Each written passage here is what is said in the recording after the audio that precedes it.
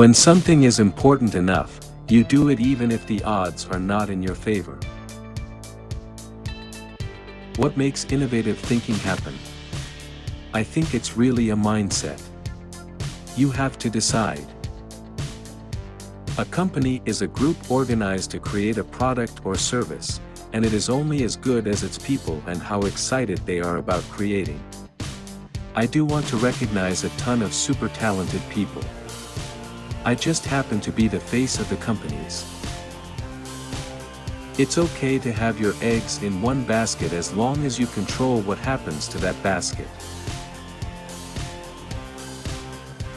I would just question things. It would infuriate my parents. That I wouldn't just believe them when they said something, because I'd ask them why. And then I'd consider whether that response made sense given everything else I knew. The first step is to establish that something is possible, then probability will occur. When Henry Ford made cheap, reliable cars, people said, "Nah, what's wrong with a horse?" That was a huge bet he made, and it worked. My biggest mistake is probably weighing too much on someone's talent and not someone's personality.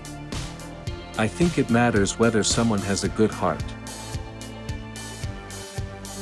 If something has to be designed and invented, and you have to figure out how to ensure that the value of the thing you create is greater than the cost of the inputs, then that is probably my core skill. If you get up in the morning and think the future is going to be better, it is a bright day. Otherwise, it's not. I wouldn't say I have a lack of fear. I'd like my fear emotion to be less because it's very distracting and fries my nervous system. I think the best way to attract venture capital is to try and come up with a demonstration of whatever product or service it is and ideally take that as far as you can. Just see if you can sell that to real customers and start generating some momentum. The further along you can get with that, the more likely you are to get funding. I think it's very important to have a feedback loop, where you're constantly thinking about what you've done and how you could be doing it better. I don't believe in the process. In fact, when I interview a potential employee and he or she says that it's all about the process, I see that as a bad sign. The problem is that at a lot of big companies, the process becomes a substitute for thinking.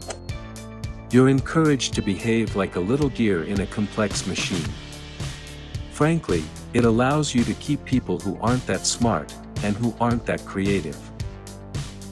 I don't spend my time pontificating about high-concept things. I spend my time solving engineering, manufacturing problems.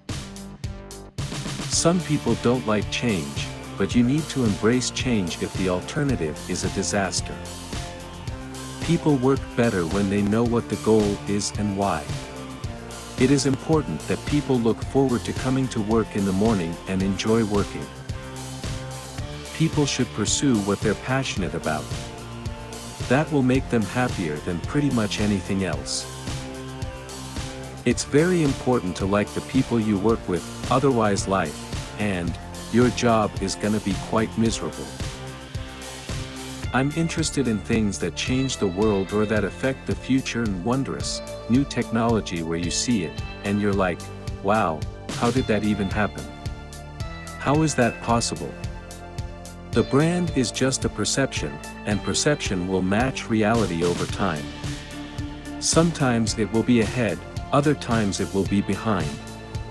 But the brand is simply a collective impression some have about a product. There are really two things that have to occur in order for new technology to be affordable to the mass market. One is you need economies of scale. The other is you need to iterate on the design. You need to go through a few versions.